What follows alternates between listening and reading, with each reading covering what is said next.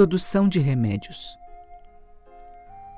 Desde antigamente, vêm sendo extraídas de ervas, raízes, cascas, minerais, órgãos de animais, etc., certas substâncias que são transformadas em remédios na forma de chás, pós, glóbulos, líquidos, cápsulas, pomadas, injeções.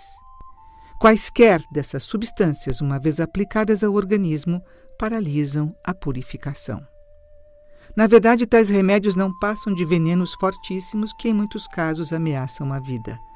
Daí a razão de serem tomados em pequenas quantidades, diluídos e em várias vezes ao dia, para não provocar intoxicação. Então, de acordo com essas prescrições, um remédio, para ser eficiente, deve apresentar elevado nível de veneno, sem, contudo, causar danos ao organismo. Triste ilusão. O que na verdade acontece é o aumento exagerado de solidificações de toxinas exatamente pelo uso de drogas com alto teor de toxicidade, as quais, em lugar de serem dissolvidas e eliminadas, permanecem no corpo, dando origem às doenças que afetam hoje grande parte da humanidade.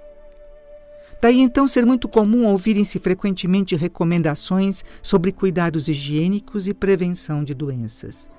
Tais alertas criam nas pessoas um temor incontido de pegar gripes e, por outro lado, certo contentamento pelo fato de a vida humana ter sido prolongada por um pouco mais de 60 anos. São, pois, dois grandes erros tidos como importantes vitórias.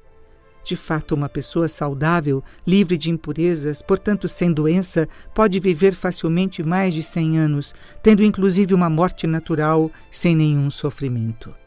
Torna-se, por conseguinte, óbvio que a conquista de uma vida longa, saudável, resulta de um organismo isento de toxinas. Por isso, tratamentos médicos nunca constituem meios de cura. São apenas recursos para aliviar momentaneamente os sofrimentos.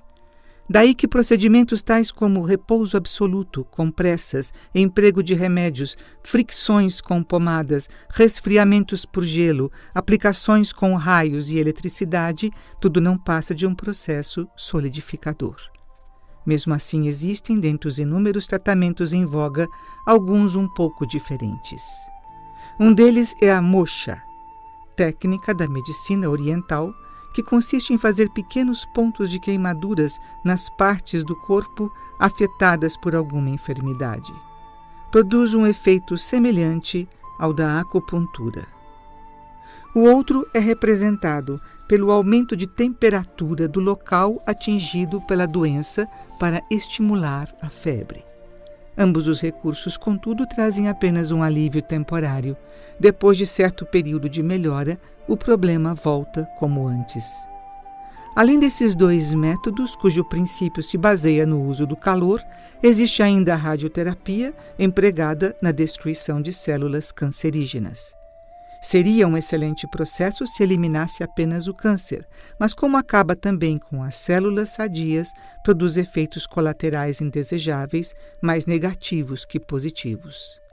Após tantas constatações, pode-se afirmar que a única maneira de ser obtida a cura definitiva consiste na dissolução das toxinas e sua posterior eliminação. Até mesmo entre os médicos já é corrente a expressão solidificar a doença. Para isso, empregam os remédios como o meio mais eficaz. Entretanto, eles mesmos sabem que os medicamentos que usam causam outras doenças. Fica, portanto, claro que quanto mais intenso for o tratamento médico, maior a probabilidade de novas doenças aparecerem, além de o próprio paciente ir piorando cada vez mais, pondo em risco a sua vida. Para comprovar o que lhes digo, vou expor o resultado de algumas observações. Em pacientes que desejam ardentemente curar-se e para tanto usam remédios caríssimos, no geral, os resultados são péssimos. Já outros que não ligam tanto para suas doenças têm mais facilidade de obter a cura. São comentários que ouço, inclusive, dos próprios médicos. Da mesma forma, quem se preocupa exageradamente com princípios de higiene torna-se mais fraco, enquanto aqueles menos obsessivos possuem saúde melhor. Também frequentemente ouço dizer que as famílias dos médicos e enfermeiras são mais suscetíveis a doenças. Há ainda um outro fato interessante que sempre nos chama a atenção. ao serem pesquisadas as causas da existência de pessoas com notória saúde, na verdade, casos raros, os entrevistados costumam dizer que nunca ficaram doentes, nunca foram ao médico, nunca tomaram remédio.